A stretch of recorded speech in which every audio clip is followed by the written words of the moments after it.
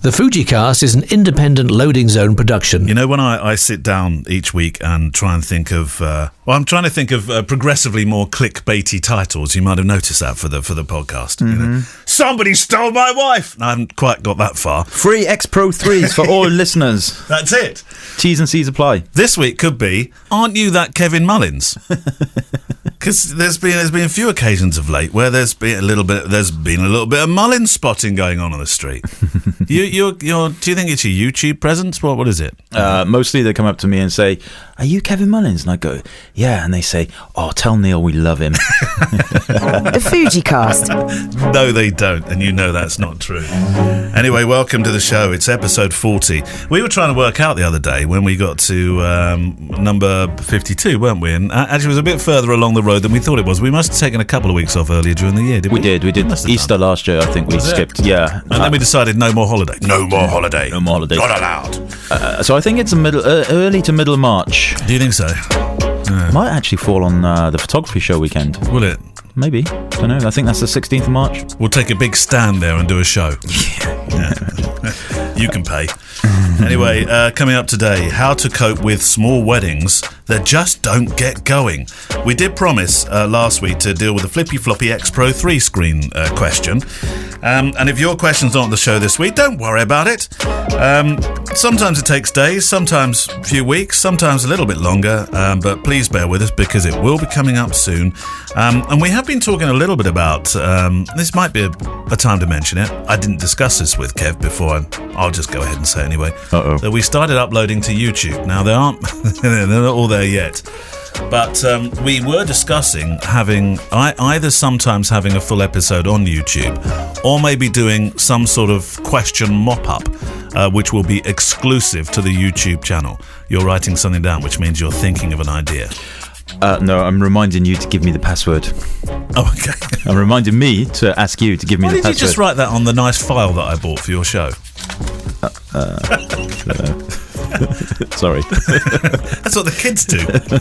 Right, send your questions to click@fujicast.co.uk. Today, by the way, we're going to hear from Joe Houghton, who is proof alone that if you think you have a book in you, you probably do. I'll be talking to him about his newly released book, Streets of Dublin. And despite him not being a full-time photographer, Joe managed, and you'll appreciate this because you've done a few books, Joe managed to bring this book to life from shooting to publishing in less than 2 years. That's quite a task, isn't it? I love Dublin too. Yeah, I love Dublin. Amazing I haven't place. been for a long, long time. Oh, that's great. Great. And a little passing mention to our Facebook group. We're going to start with something from Facebook, as we're going to try and do every week now, as long as we remember. Thank you for your membership to that group. And if you're not in there yet, come join us, Just please. search for the FujiCast on Facebook. You can find the Facebook group. Of course, not everybody does use Facebook. I think Matt Hart is leaving Facebook in 2023, as he keeps telling us. But he is in the Facebook group at the moment. I'll be leaving Facebook in 2023. Sorry, Matt, that's my impression. I'm going to get... He doesn't listen. He won't know. During the war. Okay, so Dodd Vickers. Matt, you're in such trouble with Matt now. You really are. Dodd Vickers. So this is the Facebook conversation starter this week from Dodd Vickers. And he says, "Hi guys, some people listen to music while editing photos for a job. Oh, yes. What do you listen to?" He's a podcast nut and he says, "It doesn't need to be a photography podcast. I listen to The Morning Stream more than most other podcasts for its sheer nerdiness." I don't know what that one is. Obviously, I listen to the FujiCast. I also watch Kelby One webcasts in spite of their Canon Nikon focus. Scott Kelby stuff is great. He's been around a long time. What do you listen to when editing? Maybe we will all discover new material. Photobomb, This Photo Life, Breathe Pictures, all great, but I was looking for something new. So this is a thread that did come up in the Facebook group, and so there was, and actually it was probably one of the busiest threads. It was. That we had everybody kind of ducked in. Well, apart from when you decided to join in with that thread, not saying goodbye to Rise and Grims. that was a pretty busy thread. So what do you listen to? Well, I'm going to be a bit boring. I do listen to podcasts. I generally listen to podcasts, and I listen to a lot of YouTube stuff, by the way. I don't necessarily watch it. Sometimes there's who's that guy, Heaton, has a YouTube channel. Yeah. Landscape. I know who you mean. Photographer. I like his channels. I want to say Sean, but it's not. Is it David? Bob Heaton. It's not Bob. No, it's not Bob Heaton. Giles Heaton. No. This is a regular thing. This is bad. George Heaton. No. Wasn't he in the Proclaimers? No, not the Proclaimers. Oh God, you're going down a whole new road now. They had an album called Blue. David Heaton. Tom Heaton. Thomas Heaton. Thomas. Yeah. Yes. Oh, I should remember. That's my youngest son's name. I think we need to take our medication a bit earlier before we start recording. I like Thomas Heaton's channel, and I listen to that a lot. Yeah, it's very good. He's very, very listenable. And then I listen to an awful lot of Artlist. Oh, do you? Yeah. Oh, that's interesting. If you can hear that rumble in the back, can you hear this rumble? Can you hear that? We've had like 5 weeks of roadworks outside this studio. And they laid we couldn't have done this yesterday. Oh. The whole building was shaking as the tarmac was going down. Now they've come to white line it in the rain. It's pouring with rain outside. A waste of time painting a road white when white lines on them. Anyway, what do you listen to? I think it's waterproof paint. Is it? Fairness, I think so. I listen to. But not when it goes down. I know it's waterproof later on. I actually, you know what? I find it hard sometimes to listen to anything. I'm a bit of a quiet. I need a bit of quiet. Sometimes I will listen to. I've got as you have somewhere. I think a record player. And my record player is a modern one, so it's got Bluetooth in it, so I can put my cordless headphone things on and listen to my old Johnny Cash records, Thames Van Zandt, Guy Clark, Emmylou Harris, all of that stuff. I love that. But the only problem is because the record player is over the other side of the room, and because they're records, each side lasts about 18 minutes, and then I have to get up and go over to the other side. But you need one of those. Do you remember auto changes? I do remember auto changes. So you used to have a little arm that came across, and then it would drop the next record down each time. I'm not spending more money on record players. Okay. But sometimes I'll listen to on Spotify. I don't really listen to podcasts, I have to say. Not really when I'm at work, maybe in a car sometimes. Right. But I this is very weird, but I listen to Gregorian chants. You're laughing, it's true. You listen to Gregorian chants? No way. Yeah, it's very, very cathartic. While you're driving? No, when I'm editing. Oh, right. Like what is a Gregorian chant? What does it say? Yeah, it's like monks kind of thing, but not really religious. But it's just it's a bit like that. I could just come here and listen to you. It'd be brilliant. But honestly, it's like that kind of stuff. That very it's very mindful. It's very mindful because it's not bothering me. I'm not having to listen to the lyrics or anything. I'm not listening to a story. It's just there. And I find if I listen to proper records... So Gregorian, that's a mantra then, isn't it? Have you ever done meditation? No, I did yoga once, but I hurt myself. I don't know if that's the same thing. Well, the lotus position, they couldn't untangle you. Yeah. But if you do meditation, they teach you a mantra. Well, some meditations do. So I learned transcendental meditation. And many years Steve ago. Earle did an album called Transcendental Blues. Yeah, well, this wasn't it. Okay. We all have our own mantra. You learn your own mantra, and you're not supposed to ever share it. Even though friends of mine have said, "Does yours rhyme with?" And I say, "Yeah." Does it sound like? Yeah. It's exactly the same as mine. Nobody's supposed to share. What's yours? I can't tell you. I haven't told anybody for 25 years. Well, what was the point in telling us that then? Well, yeah, but it's like you have your own. Oh, I got a really good secret. Have you? Yeah. Will you tell us? No. Fair enough. Right, questions. Johan Axelson, we promised to answer your question first.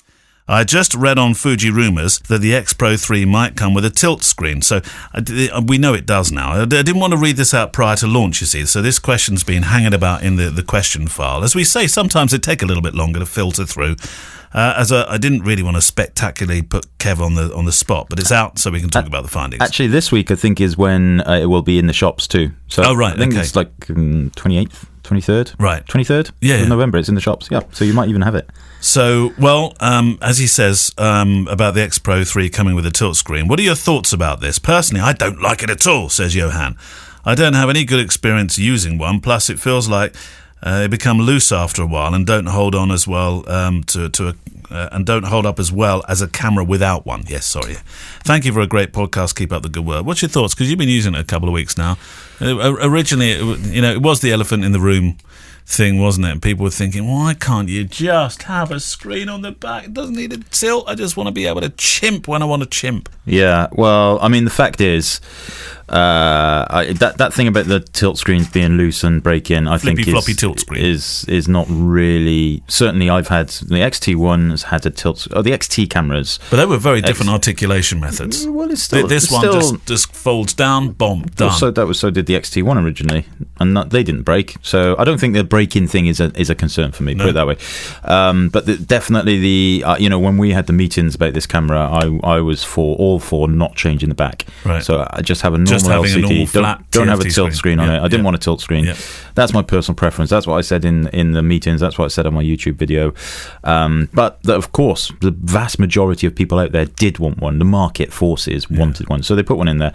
And you know what? I've been using it now for best part of a couple of months, I suppose. The prototypes, and I've definitely got used to that flip screen and.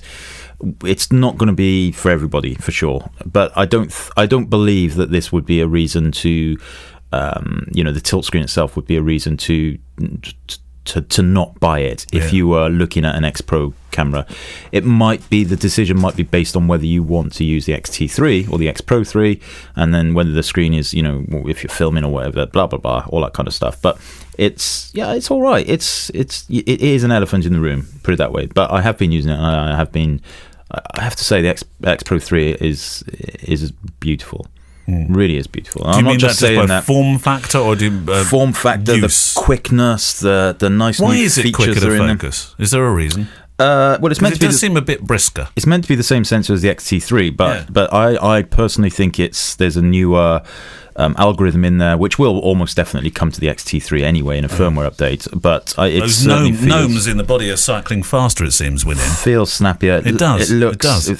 It's for me. This is what a camera. I enjoy picking this camera up and using it. That I look forward to going. Yeah, I'm gonna photograph with that. Whereas I don't enjoy using the XT3, never have. Although the XT3 is a very, very good camera. I had a chat with somebody that Jack Lardenberg, the documentary photographer in London, about this, because he's just swapping from Canon now to Fujifilm, and he said to me, well, the X Pro 3 looks really lovely, but would I'm not sure if I can use two different bodies, an X Pro 3 and an XT3. Well, Kev does. Yeah, I had the same conversation with him actually. Yeah. And well, I said if you're doing it for video, because I think he does a little bit of video, doesn't he? I said I don't think the X Pro 3 would be the right choice. No, absolutely not. No, I totally agree with that. It is what it is. Yeah, it's apparently so I've been told it's selling well, the pre-orders and everything. Yeah. So it will never sell as many as the XT3. The XT3 will fly much quicker than the X Pro cameras do, but they've made a little niche for themselves with it. I think they've done something different, and if you do something different, it's never going to be. You're not going to please everybody. By the way, what has just fallen out of your lens cap there? I'm desperately trying to clean it up. It looks like it's fag ash. It's not that. It's mud. What is it? It's mud. It's mud. Yeah, I think. What have you been doing? Dragging it through? It's mud falling out of your camera. What on earth have you been doing with it? Well, it's only a prototype, so maybe it's Japanese mud that's fallen out. Maybe. Right. I don't really know where that's come from, I have to say. I'll just throw it on the floor. I'll hoover it up later. Right, your question. Okay, so I have a question from Ian Jeffrey, and he says, hello. Thought I'd use my strong grasp of the Welsh language to get Kev's attention by saying hello. So, did somehow we've edited off probably the Welsh that he put on there? Oh, maybe. Sorry about that. Maybe. Yes. It was in there. He does end by saying "Dilok yn fawr," which is thank you very much. Anyway, he goes on to say, I've got a question which I've always wanted to ask some fellow wedding photographers. How do you cope when a small wedding doesn't really get going? And when there isn't really much to photograph? He goes on to say, that's happened to me in the past where I've been at a very small wedding, maybe only 30 odd guests, and where for the most of the wedding all that's been going on is folks just sitting down in little groups and chatting. Is it a case of standing nearby and waiting for something to happen, or do you literally photograph what is actually going on, even if it's not much? Yeah. The L word comes to mind for me when that happens. Luggles. Luggles, yeah, we're back to that. Landscape. the landscape of the wedding. And that can be where it's situated, the geography of it. I also think of detail within landscape. The landscape of a wedding is what I go and start photographing to make sure they can see, all those details and things. You can't just bully 15 people. I booked a wedding for an hour and a half, 2 hours. I booked a wedding this week, and I think it's potentially going to be one of the most interesting weddings I've ever photographed. Mm-hmm. It's on the Baltic coast in northern Germany. Oh my word! It's 15 guests, and it's in a bubble. It's basically a glass bubble on a stilt that overlooks the sea, with that sounds amazing. 15 chairs, and you and me. Yeah. So that will be similar kind of exercise, but I can't wait for that. That's going to be great. Yeah, I'm really looking forward to that. How did you get that booking? I want to get YouTube. Well, the inquiry came via YouTube, and then this shows, people. I've been talking about YouTube having a wedding. Well, he's channel a photographer. So he's a photographer. So he's been listening to my YouTube. All right. I thought for a minute that no. You'd got found on a video searching for a wedding photographer. And no. So but that is a good channel to think about for your marketing strategy, isn't it? Yeah, I think so too. I mean, I have to say a lot of my inquiries these days are from other photographers and people in the industry. Anyway, so that will be a similar thing. But yeah, landscape is good. That's a good way of looking at it. I often, and I mentioned this before, think of a theme, think of something to look for. Yes. Whether that's human connection, eye contact, laughter, and this we've talked about this before as well. Use your ears. Ears. Listen to the audio. Record the audio on your phone. And take yourself out of the equation. Listen to the audio, and then that will tell you so much about what's going on at the wedding that you probably haven't picked up on. And you did that on your street workshop. I do that on my street workshops all the time. Yeah, we did it this week. I sent them all off. I sent them off with I used to say to them, right, leave your cameras with me. Go off with your phones. Record the audio. Yeah. I want you to find a street corner. Record the audio. Come back. I'll give you your camera back, and then you listen to the audio. Go back. And take pictures based on the audio you've heard in exactly the same spot that you took the audio. It's a really thought-provoking way to do it. Yeah, so stuff like that. But the fact is, you can't make things happen. You can only photograph stuff that happens in front of you, unless you're orchestrating it, of course. If you're doing portraits and what have you. So from a documentary point of view, it can be challenging, but that's what they pay you for, and that's part of the job. Use your eyes, your ears, landscape, themes, audio. This comes from, if I hold this up to you, it's Nick, but this is his, in fact, I'll hold it up in a second. He said, by the way, Kev, that his favourite part of the show is when we, or maybe you, pronounce names and places that have proper epic failure. You see, if he hadn't phonetically spelt it, I think I'd be having epic failure at this particular point. So I'm gonna hold up. How do you think you pronounce his name? There we are. Oh my word, it's TC Goose. Tissy Goss. Nick's already laughing. Is it a silent T? Seagoss. Well done. Silent. I hate silent letters in words. What's the point of them? Well, it's called language. No, silly. Not if you live in that country. It's silly with a silent F. Anyway, Nick, I don't know where to start with this because I'm hoping in no way this sounds self-indulgent in terms of me reading it out, self-congratulatory on our part as a podcast. But I did ask permission to read this, Kev, because, and I personally answered privately by email, and you'll understand why in a moment, and came back to it because I was more than a little moved by how you feel you can share what is otherwise intensely private stuff with us. And there's not just Nick, there's other people that have done that over the past couple of months as well. And I'll be honest, I went into radio years ago because and it spoke to me in a literal and quite emotional sense. I don't know whether maybe because I was really interested in radio, Kev. Have you ever been through that thing of when you were a kid hiding underneath the covers listening to the radio? Maybe not. I don't know. Or have you? Well, funny enough, I used to, when I was in university, I used to listen to 210 FM, which I think was that's what you were on, wasn't it? Yeah, I was. So I may have been listening to you under the covers at some point in my life. Not overnight. Yeah, I used to listen at night time. Did you? Yeah. Well, I wasn't on the nighttime show, love. Oh, well, you then. I'd moved up in the world by then. But no, I know what you mean, though. I used to listen to John Peel. Yeah, John Peel. Under the covers. I definitely used to listen. When I was a young boy, I used to do a milk round when I was like 11 till about 15. Oh, God, here we go. Warning. This could be another one of Kev's long stories. And will this be as long as a lift shaft story of last week? No, so infamous story. I used to get up very early every day, including Saturdays, and do my milk round and then go to school. And then, so on a Saturday night, I would usually be really very tired. But on a Sunday, I didn't have to get up to go on a milk round, right? So I would stay up as long as I could on Saturday night and listen to the radio. Usually listening to the radio, not necessarily under the covers. And then I'd set my alarm to go off the same time as I would normally get up for the milk round. And I put my alarm on the opposite side of the room. And you know why I used to do that? I used to love... Otherwise you wouldn't turn it off? Or? No, I used to love getting up just for the love of the ability to switch it off and get back into bed. I used to love that. So I would get up at like 4 a.m. or 4:30 or whatever it was. Yeah. It wasn't that early. It was probably about 6:30. Small things. Switch it off and go back to bed.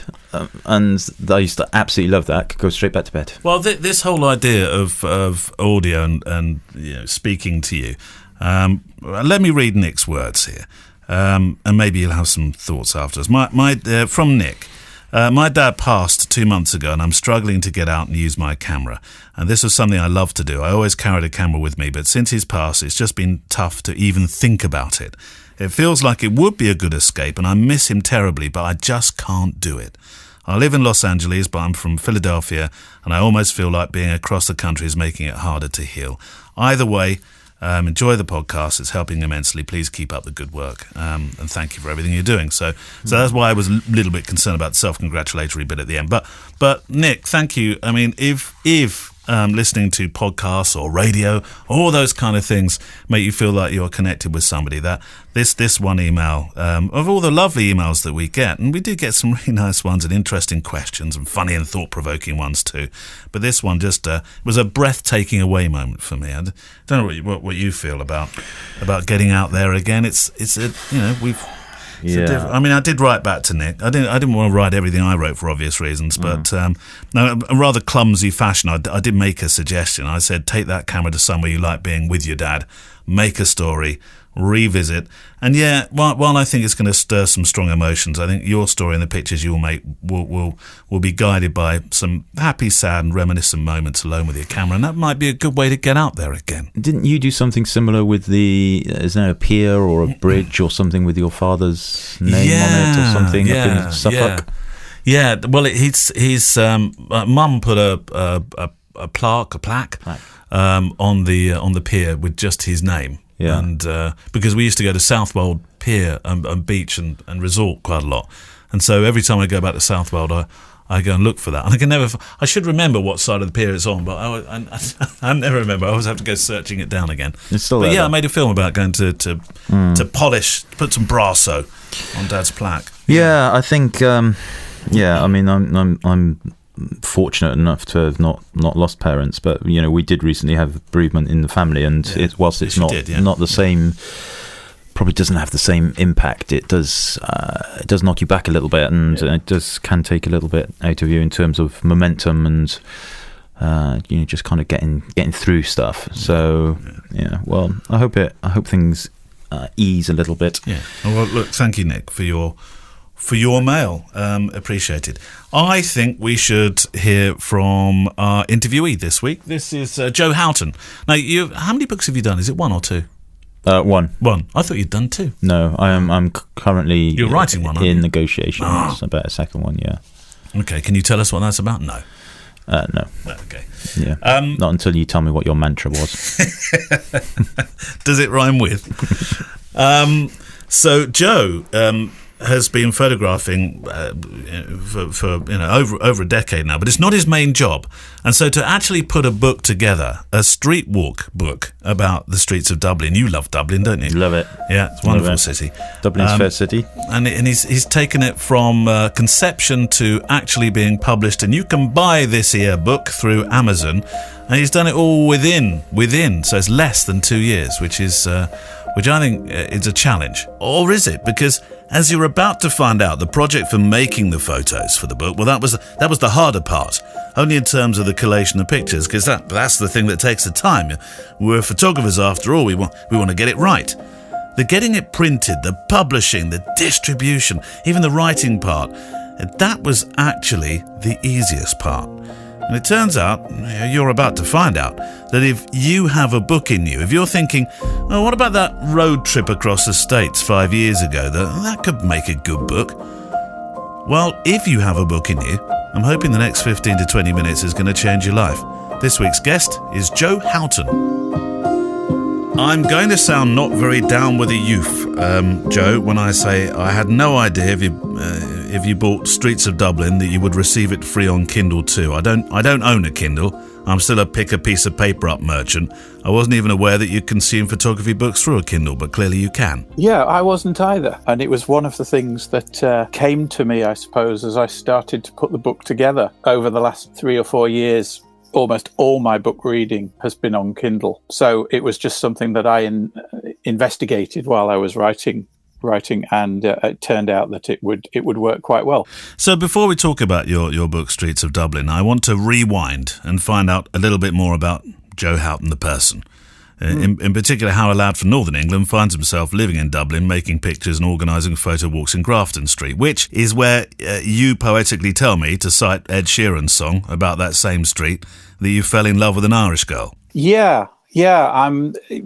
Rewind 20 odd years, living in England, working as some other of your guests have been in IT, happily married. Went through a bereavement. My wife died, and eventually met an Irish girl and followed her to Dublin. So that was the move. And then, once I was in Dublin, plugging in, started to teach photography. I hooked up with a friend of mine, and we started to teach photography, and that really has just continued as a kind of passionate sideline of mine, I suppose, for nigh on 20 years now. But you're also an Adobe certified expert for Lightroom, aren't you? Are you still doing that? Yeah. I mean, I've used Lightroom since it was in its first beta, and I've always enjoyed the software. It does 80-90% of what I think most photographers need. Occasionally jump into Photoshop. I've been playing with Capture One recently as well, because the tethering is better for Capture One. But Lightroom is just a joy to use, and I've taught that and done videos on it and stuff. I had a one-to-one earlier on today with a chap who's just kind of getting into photography. And when we forget, I think, as photographers, whether we're amateur or professional, just how powerful this software is. And this guy he's just coming up to retirement. He came for a couple of our session to have a look at his camera. What can I do with this to get a photo? And I was showing him what we could do if he, shot RAW rather than JPEG and the processing. And his jaw just dropped. Lecturer, educated teacher, problem solver. Well, yeah. I mean, it's all teaching, isn't it? It's all helping people kind of get more out of their life, whether it's professionally or personally. Your pictures. I mean, you're a Getty contributor. The BBC seemed to love you, along with a raft of others. So, I mean, it didn't really start until digital started to take hold, did it? Where your success began to emerge. I think if you keep putting your work out there, if it's of a reasonable quality, it'll get picked up now and again. And I think that's kind of what I've done is I've tried to put my work out there as much as I can. Right, Streets of Dublin, 60 images of this amazing city just released. You're now formally a book I can buy through Amazon, which I think sounds quite cool, Joe. And it only really started in 2018. So here we are, barely 2 years later, and you're published. Surely you weren't working on anything else during this time. That's enough to do it for one project alone. Well, I was doing all my normal teaching, college teaching and consulting and lecturing and all the rest of it, and my one-to-ones. But from a photography point of view for myself, I suppose, no, I was looking back actually at 2018, 2019, and I guess 70% of the shots that I took over the last couple of years have been black and white shots, street photography shots. Got a couple of consultancy gigs in Dublin, and I live about 8 miles out of Dublin, so I don't go into the city much. And I found myself, having to go in 2 or 3 days a week. Yeah. Parking is horrendously expensive. It's a bit like London. I think they're trying to kind of make people not use the car. So I ended up following a suggestion my wife made. And Penny, one morning, she said, well, why don't you go on the bus? And I kind of looked at her, and my first reaction was, ugh. A bus? Kind of the great unwashed. Yeah. And I still had this vision of the buses from, the 50s, 60s, 70s. And anyway, I tried it. We've got a really good bus service, and it was brilliant. But I couldn't get my Nikon D810, and even with a nifty 50 on, and certainly not with like a 2470 or something, into my little messenger bag. I looked around, and there's another podcast I've listened to for a while, Derek Story, the nimble photographer, over in the States. He'd espoused the value of going light with your kit and using little cameras. Tried the Olympus stuff, too small for my fingers and stuff. And then I think that's about when I came across you guys and started reading about Fuji, and picked up my first Fuji, which was the X100S, just secondhand. And that fits in a messenger bag. And so I used to get on the bus in the morning half an hour early, go and wander around Dublin for half an hour, 40 minutes before work, and then out at lunchtime, and just started shooting. And that was the beginning of 18 months of street photography and kind of falling in love with taking pictures again just for me. Dublin's not the largest city, but neither is it small. How on earth did you decide which parts on these morning walks then to include? It's kind of built along the river, Dublin, mostly. And the contract kind of that I was involved in was near one of the cathedrals, Christchurch. If you basically stay on the bus past Christchurch and carry on along the Liffey as if you're heading into the harbour area, you can get off on O'Connell Street Bridge, which is the main bridge in the centre of Dublin. And then you've got a half an hour walk back towards Christchurch through this lovely area of Dublin, which is known as Temple Bar. And it's cobbled streets. It's an old Viking city, and tiny little alleyways and meanders and stuff, which you never see in the car, ever. So I've learnt so much about Dublin in the last 18 months by just getting out on my feet and just wandering past alleyways and going into them. There's a high-def feel to your black and whites in this book. Whilst a lot of street work seems to be shadow play, and I'm a particular fan of Van Ho-styled work, yours leans the other way. It's vivid, it's bold in terms of post-production. Is that a conscious style? I'm guessing it is. It emerged in the first couple of months of me shooting. I started shooting, the first few weeks I kind of shot in colour because I was experimenting with Fuji, and everybody had raved about all the wonderfulness of Fuji colour.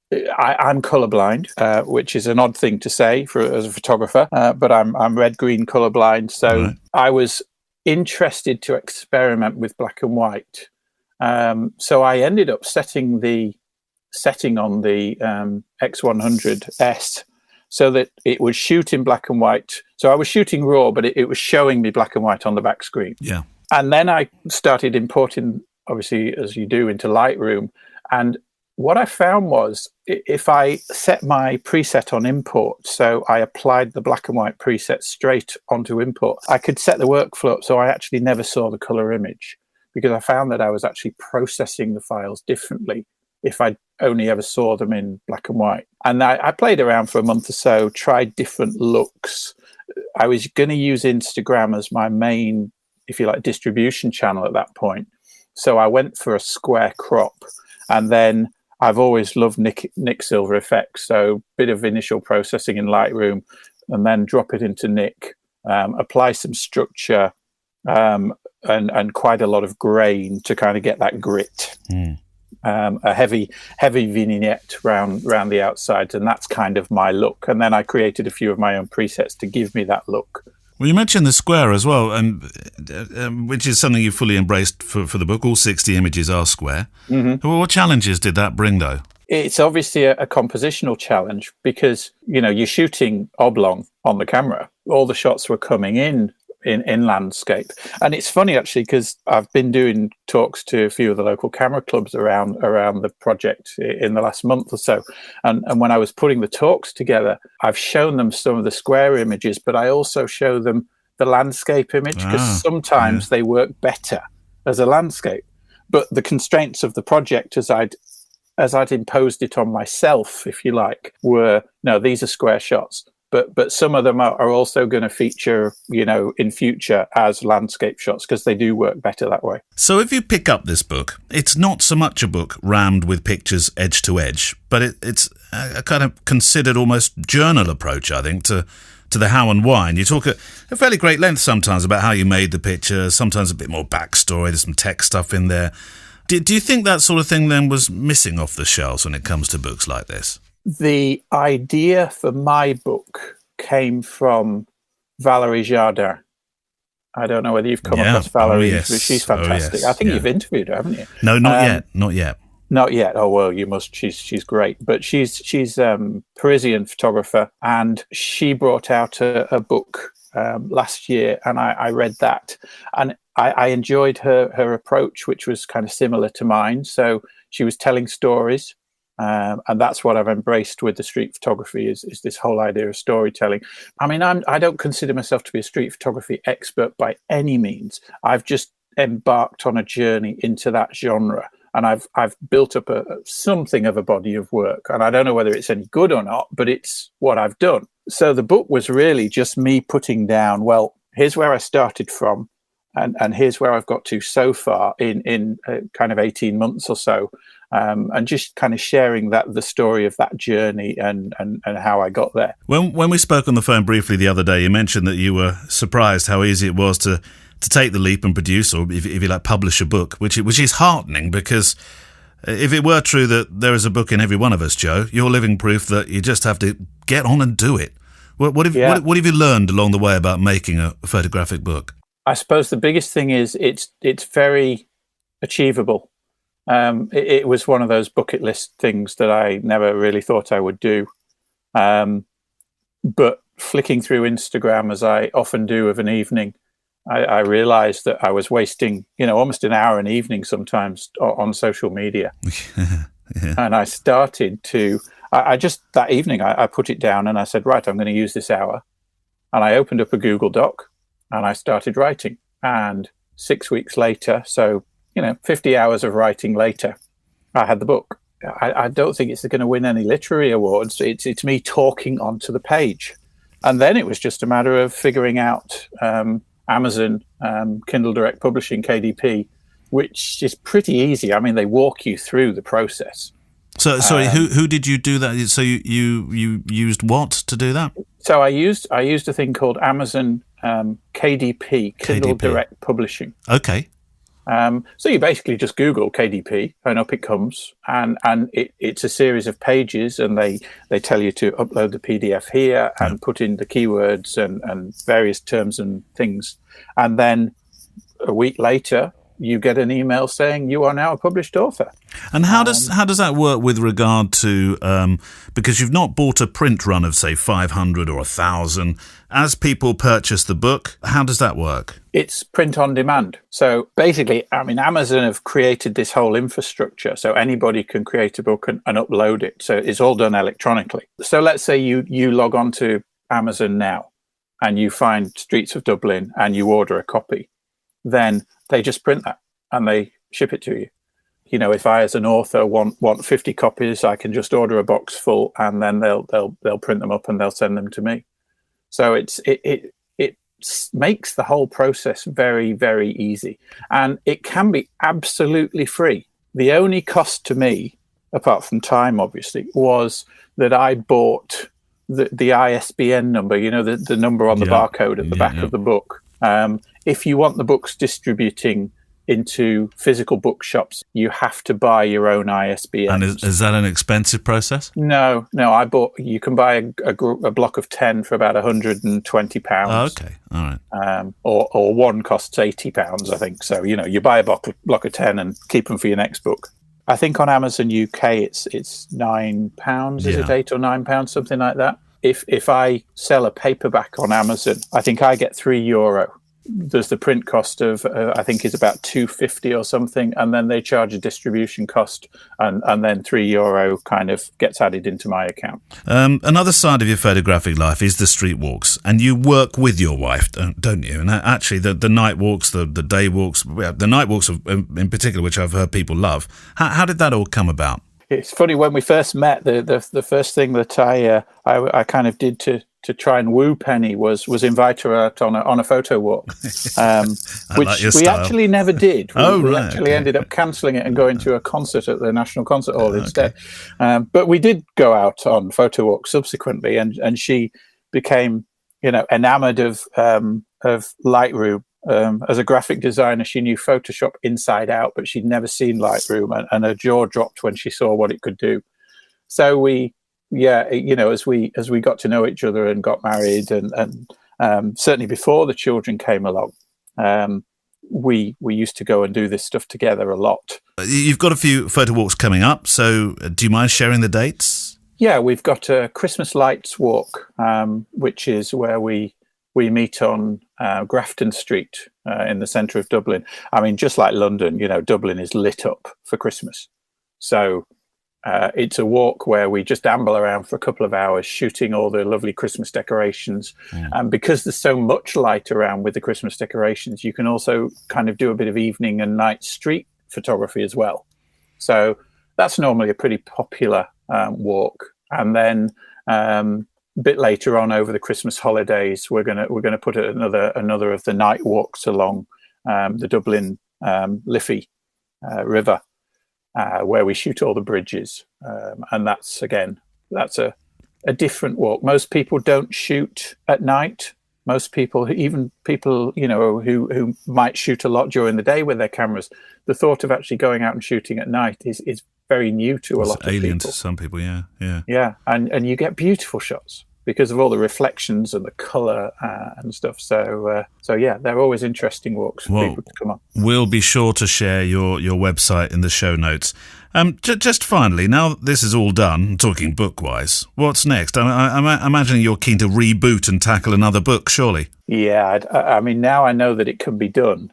There's definitely another book kind of mulling. I'd like to write a book for kind of beginning photographers, because I've taught photographers to start photography for a while, but that's a pretty saturated market. So I'm trying to figure out an angle, and I'm also wondering whether I can do something more on street photography, perhaps in a colour format rather than just staying with the black and white. So yeah, kicking around a few ideas, but I mean, that book only came out in mid-September, so it's still pretty new. Oh, I want you to be prolific, Joe. More. Absolutely, more. Might I suggest one? Dating through Lightroom. Indeed. You're looking for an original I'll angle. I'll talk to Penny about that and see what she says. Yeah. Joe, it's been a pleasure talking to you. The book's fabulous. We will leave, obviously, links so people can find you, although you've given it a nice Amazon plug as well. And all the best for future books that are to come as well. Well, many thanks for having me on. I've been really enjoying the show over the last few months. You're my trip into college most weeks. Oh, there we go. It's great. So, Joe, thank you very much for your time recording that. I thought that was an interesting story this week because if you've been thinking about publishing a book and you thought, I've got a great idea for a book, Joe is proof that you should just go out there and do it. Yeah, absolutely. And I look forward to your new book coming out, whatever it's about. It's about mantras. Man. Okay, so this comes not from sharing them. This comes from Sam Meggs, Right. And he says, "Hi Neil and Kevin. I was just wondering what your favourite or most useful thing that you bring to every wedding or shoot that isn't directly camera or lighting related. Do you have something that is an absolute must-have when you are on the job?" It doesn't say where Sam's from, but he's 05. His phone, wherever that is. 05. I don't know what that is. Maybe no Mexico or something. Oh, okay. No, Samuel Meggs. Oh, blimey, that's a difficult one. It's easy to think of things in the camera bag that I like to use during the day. I've got Thomas bought me this really cool. It's a credit card sized. It says flat. It's a credit card sized utility, something like bat utility thing that can unscrew things. I use it a lot for right. Yeah, Like a Swiss Army knife. It is, but it's like a credit card size one. That's fantastic. That's one of my favourite things. Yeah, cool. It was a Father's Day present. Yeah. So you can fix the wedding dress and stuff and whenever. I could do anything like that. You could even use a little bit that comes out the end. You could use to pull across, because you took the mickey out of me taking knitting needles, crochet needles rather. When somebody says, "Anyone got a crochet needle so I can pull across a little the windy bit over the button, the elastic bit?" And I say, "Yep, got one of those." It would just, if I did that, the whole dress would just fall apart in a crumbling ash mess. I don't know. I don't have anything really. I do have a little painting that Rosa drew for me when she was teeny weeny. It's a little crayon drawing. Yeah. And I always make sure that's in my camera bag. It says "I love you, Daddy," but it doesn't really say that. It's just kind of scribbles. Yeah. But that's always in my bag. I see. Yeah. It's like. Yeah, that's pretty much it. But it's orange and blue, so I always have that, and that's it. I don't really have any. It's a bit of a boring answer, really, isn't it? I don't have any. There's nothing in my camera bag that. I mean, there's lots of things that are always It doesn't there. have to be in your camera bag. It can be just something you take. You could take Gemma. Oh no, maybe not. She's not very happy about it. Sorry, Gemma. I know we're not supposed to use it, but I can't use this every time for Gemma, can I? That would be wrong. I'm going to end up getting divorced again. Okay. No, I don't know. I think I do. I do take like a pack of peanuts and stuff like that. Most weddings. Well, that's food. That's utilitarian stuff, isn't it? It's stuff to keep you alive. Yeah, I'm a bit boring. What do you snack on, by the way, when you're at a wedding? Nuts. If I take, Yeah. So I will always take like a sandwich and stuff in the car. Well, actually, saying that always, I don't always, but I usually have a bag of nuts or something as an emergency, just in case if they don't feed me. But that's it. I mean, quite many occasions I've gone through, left the house at 6 a.m, not been fed at a wedding, and the first thing I eat is the 3 Ginsters pasties and the petrol station on the way home. Yeah, this really, really bad habit, and I got into that, not being able to stop for petrol without buying a protein bar and a milkshake and a. I can't. I just can't go past behavior. anything that says Ginsters on it. I have to stop and just get it all. Do you? What you buy the whole everything, lot? Whatever. I just go in. I'll have and the whole lot, please. Thank you very much. Give me all your Ginsters. Any petrol? No, just the No, Ginsters. just the Ginsters. Does this car run on Ginsters? Thank you for your question. Ron Villar. Great podcast, gents. It's been a huge resource for my photographic self-education as well as both your blogs. Oh, that's nice. You've set the bar for me to aspire to. Kevin, well, I've got to an age now where I just can't get underneath that bar anymore. I had a go at a wedding recently. They had one of the limbo bars out. And there was this car that to see that. Neil. I thought, no, please don't do this. No. But, you've just got to do it, haven't you? Well, I would be able to just walk underneath it without even ducking. Question. Kevin, you wrote a post on your blog, f16.click, looking for the light about how you shot the images. You mentioned you generally spot meter, record the exposure, and then dial it in manually. I just wanted to know what that is and how does dialing it in manually change the overall look of the photo. Is it a function of street photography, the metering, or is it purely just something that you do? That's Ron for New York. Okay, so the metering. So I would only dial in the exposure if the light was not changing. Right. So let's just say, hypothetically, from a street photography point of view, you're on a street corner. The sun is very high, and there's a very distinct shadow and highlight area. And I want to get one of those pictures where people are walking out of shadow into highlight, so it almost looks like their head's floating. The camera can't be changing as you're doing that sort of stuff. No, exactly. So I'll spot meter for the highlight area, and I'll get the exposure from the camera reading. So let's just say it kicks out 500th of a second, f8. ISO 160 or something. And because I know that the light isn't going to change and I know exactly what I want, then I'll take those 3 parameters that the camera has given me and just dial those in manually. And then it's just a case of taking the picture rather than worrying about the exposure. Yeah. But if the light is changing or I'm moving... It's a sort of fan ho approach, isn't it? Yeah, I guess. But if the light is changing or I'm moving around or anything, then a spot metering will give me a more precise exposure for what I want. But I'm not going to be dialing it in manually every time. It's only literally if I find a nice space that I'm happy with and the light doesn't change again, then that's cool. Otherwise, light's changing all the time. How does that change your day? Well, if it's bland, like the weather we have here today is just grey skies, then I probably wouldn't even spot meter. I would probably just set the exposure either manually or use the average weighted metering or something and just go with that and leave it where it is. But if the light is if there is good light, but there's buildings in the way and I'm moving through shadows and everything like that, then I'll set my camera, I'll zone focus at whatever f8 or 5.6 or however much the light is going to allow, and then I'll just point the camera at the highlight area on the ground or the wall, wherever, half depress, lock the exposure in and bring the camera back up. And Bob is your uncle? Bob is your uncle. Done. Solved. Thank you, Ron. Your question. I have a question here from it's Jan in Berlin, or maybe Jan in Berlin. It says, "Hi Neil and Kevin. This one goes to Neil. Sorry, Kevin. Fair enough. There's 3 questions, actually. So, number 1. Oh, God, here we go. In your YouTube film about the international 10-kilogram camera bag, Yes. You list all your gear without mentioning a stabilizer. When you go onto the street filming, do you take a Black 7 GoPro or the X-T3 with an exceptional steady hand? Okay. Question number 1. Well, yeah. Don't read all 3 and then expect me to remember them. So no, I didn't take a stabilizer to the Gambia for that film because I just didn't have the room in the bag. Number 1, and number 2, I was expecting to do a lot more on the pegs kind of photography where I was just interviewing people. It was supposed to be talking heads. Tripod and stuff. I suppose. Yeah. That's what I thought I'd be doing more of.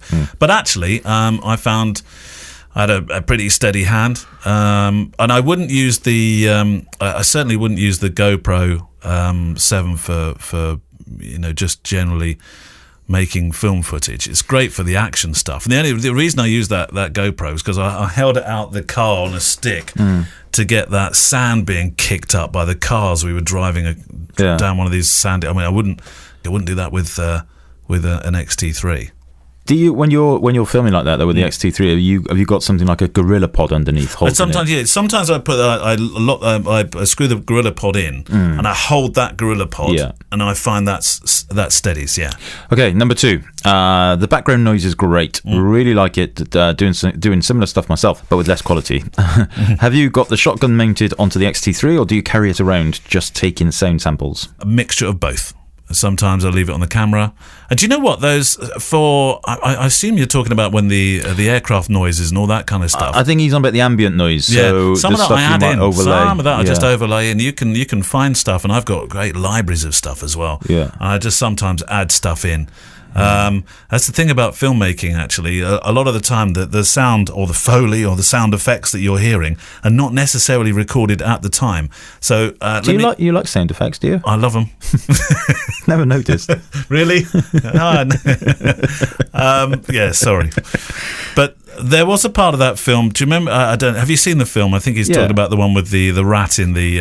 Where the cars got stolen. But the rat. I think he's talking about the rat in particular. That noise that was outside the window. It just wasn't loud enough. I had to recreate that the next day with the actual rat cage. Oh, okay. So I did have to go and recreate it. Oh my God, yeah. That thing. But we did actually also mock one up with my son Jack, because I wasn't sure whether that was going to be good enough. So we took a saucepan out behind the studio here one evening and bashed it with a wooden spoon, but it wasn't the same. So I had to use the actual rat one that I'd done. Wow. Documentary filmmaking at its most creative. Okay, last but not least, you didn't mention a laptop. So either you got loads of SD cards or you use a laptop to save all the data to when you come back to the hotel. What's your workflow? Yeah, I took a laptop. And actually, when I'm travelling on aeroplanes, I a bit of a cheat with that 10 kilogram, because that would have taken over 10 kilos. I held the laptop underneath my arm as I got on board the aircraft. Do you know, I've never ever had my hand luggage weighed. I have. I have never happened. Yeah. I mean, my hand luggage is always way over because I generally don't carry anything else. Can you imagine them saying, "I'm sorry, Mr. Mullins, this is over. What bit of your camera kit would you want to put in the hold?" No, they just charge you. It's a money-making exercise, isn't it? No. Yeah. What about all those times you see stuff and cases? Oh, no. Yeah. No, if you want to put it in the hold. Yeah, I get. I mean, that's. No, they'll say, "We'll put it in free." No, I don't want it in there free. No. I want it with me. Yeah. No, I absolutely. I see that happening all the time. It's never happened to me, but I see it happening all the time. Maybe it's the low-cost carriers that I insist on flying. But normally, they've never weighed my hand luggage. Are they not? No. Well, I'll tell you what. You go on Ryanair, they do. At some airports, they do. Oh yeah, okay, right. Okay. Is it my go? I don't want to fall out. No, it's your go. It's your go. I just asked the questions, but you answered them. All right. Here we go. This one's good. Hi Neil. Hi Kev. Enjoying the podcast as ever. Would love to have come to the Brighton meetup, but unfortunately, etc. Maybe you will consider doing one up north. That's not the question, but we would. Where would we go up north? Up north. Reading. Oxford. No, that's north. I don't know, Newcastle. I like the idea of Newcastle's great. Manchester, love Manchester. Edinburgh, love Edinburgh. We did a workshop at Manchester together, didn't we? We should do another joint workshop. I quite like the beach, though. Hull. Well, there's a beach there. Hull's actually really nice. Yeah, I like Hull. Yeah. Anyway, here's my question. This is from Greg Smith of Huddersfield. Or maybe Huddersfield would be a place to go. How about no? No? Okay. Having recently had another shutter fail on me on a Nikon D3. Oh, hang on. Warning. This isn't an anti-Nikon thing. Please don't start writing in. It could have been another flavour. At only 127,000 actuations. I was wondering, Kevin, do mirrorless cameras fail? What usually fails on them? How long do they last by comparison to DSLRs? Do they last longer? I seem to go through DSLRs at a rate of about one per year or every 18 months, which is not only expensive but frustrating, as they always seem to fail at critical moments. I don't throw my cameras around or generally mistreat them, so maybe I'm just unlucky. Oh, this sounded initially like a man who doesn't believe in dividers, but clearly he does. It's interesting because when I was in my DSLR days, you'd buy a camera and it would say on the specifications would be like shutter life of 150,000 or something. Yeah. Yes, of course, mirrorless cameras would they don't have a mirror flapping around inside, and that's usually what goes bang on a DSLR. But they do have a shutter. There are mechanical bits that could and would break. There are removable bits inside. Yeah, of course. I have never had. I have to say, I've never had any of my cameras die. I have seen some people who have, I don't know how to refer to them. I hate that term, spray and pray. But people who, go to a wedding and take like 20,000 shots. Yeah. And that's absolutely fine. Shutter counts must be growing. If that's what they want to do, that's what they want to do. Yeah. But they typically are the ones that kind of come to me and say, I've only had this camera 2 years and it's, it's stopped working. And I'm like, it's because you've taken 500,000 pictures on it. Typically they should last longer, put it that way, in terms of shutter and all that kind of stuff. Dials, you've got more dials on the Fujifilm cameras. You don't really have dials on DSLR, so you've got more capacity for the dials to break. Especially when you pull up when you move the ISO and drop them back down again. All of that stuff, levers, buttons. Of course they can break, but the shutter is not something I'd ever. I just know. I have no kind of. I never buy a camera these days and think, it's only going to last 150,000 clicks. Doesn't come into my mind, and I think that's a mirrorless thing rather than anything else.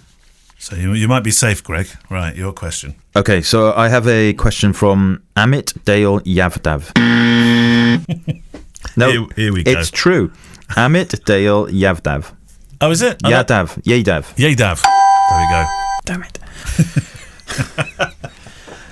Hi, Kevin and Neil. Love your podcast. Yada yada yada yada. I am a hobbyist and I love photographing my kids. But many times the exposure of the final photograph is not what I had expected. I think I'm doing something wrong, but my meter. I think I'm doing something wrong with my metering mode. I'm a Sony shooter. Perhaps share some experience about metering mode you use while photographing family sessions. Have you tried VSCO presets?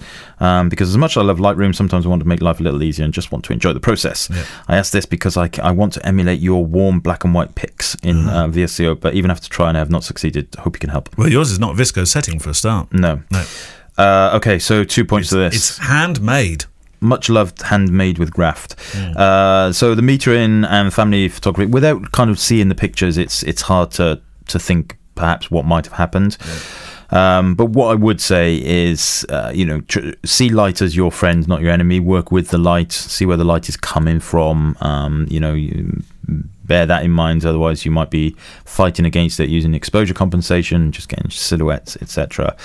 That's kind of it. And it's the Sony, it doesn't say which Sony camera, but it's a Sony camera, so it's a mirrorless camera, which means that what you see in the viewfinder should be what the picture is going to be like. So always remember that when you press the button, that effectively, although it might be remetering at a half depress, but half depress first, look what the image will look like, and then finish the shot, and you should be getting what you're seeing in the viewfinder at that point. Alternatively, the only other thing I can think of is maybe your LCD brightness or viewfinder brightness is up too high or too low, so your exposure is not a true accurate representation of what you're seeing in the viewfinder.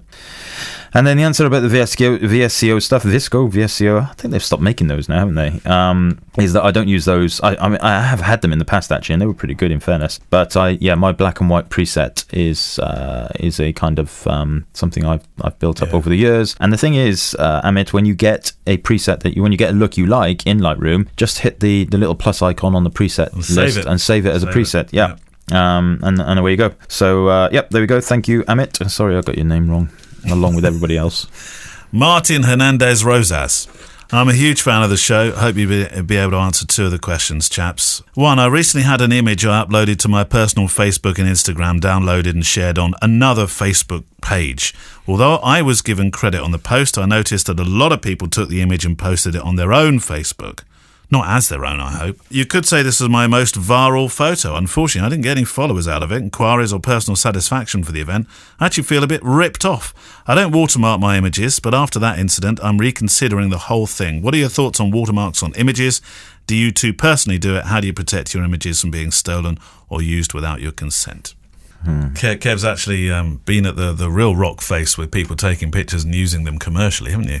Yeah, I've been in a legal battle and won, but not something you want to do, though. No, not at all. And the thing is, it happens. We live in a digital world, and your pictures are digital. They're public. Well, they're not public, as in people have got the rights to use them, but they're publicly there to see. So it is wrong.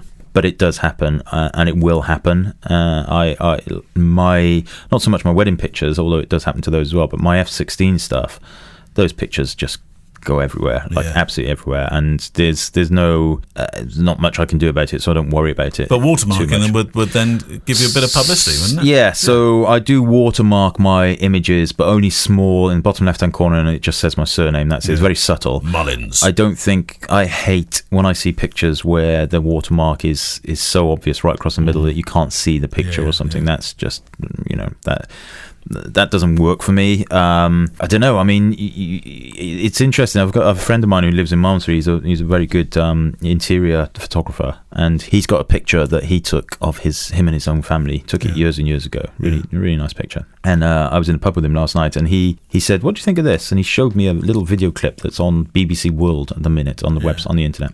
And I looked at it, and it was of this Indian chap who is making T-shirts or crochet or something out of photos. Right. And I looked again. He said, "Watch it again." I looked again, and the first picture he was using was his picture of his family. All right. And now this picture of his family is not it's just somebody. It's clearly just been lifted off his Facebook profile. Well, why would people want that picture on there? I mean, it's a creative. It is a very nice picture. It's not just a snapshot. It's an interesting picture with good light and everything. Right. So, but it's not. It's not a picture you could buy or anything. And so.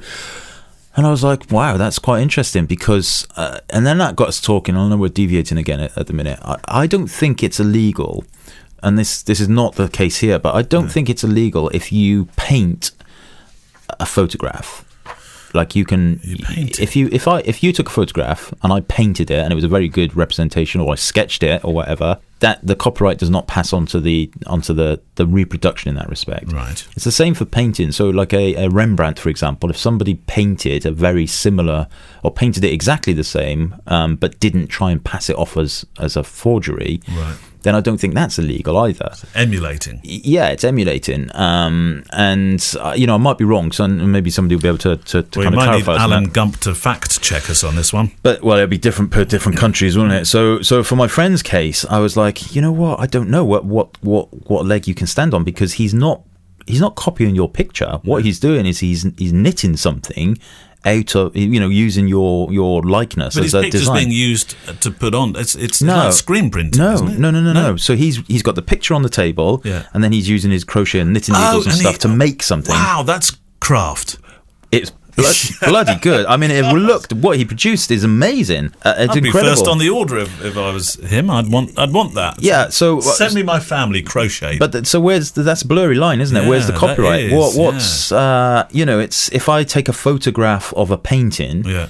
Is it illegal? Or if somebody who's very, very, very good at drawing draws a copy of a picture that looks just like the original photograph, is that illegal? As long as you don't say this was the original, then I don't think it is. We were doing for Jack's school project. We have something. Do you do shared learning? Have you ever heard of shared learning? Me and Gemma sometimes. Yeah, okay. So shared learning, well, it's a policy at this particular school. I think what it means is it's homework for adults. Yeah. Shared learning. Give me that. So we had to do a project about, I quite liked it actually because it was all about artists. And I copied a Keith Haring picture. And the artist that used to do the very colourful men, very pop art. Yeah. But then I changed it slightly to. But clearly, I mean, I'm not photographing it and selling it. But that's what you're talking about when you're using an idea and being inspired by it. Yeah, that's essentially what this chap in India was doing when he was. Yeah, presenting this crochet art. Yeah. It was very, very weird kind of what's right and what's wrong. But in this case, you know.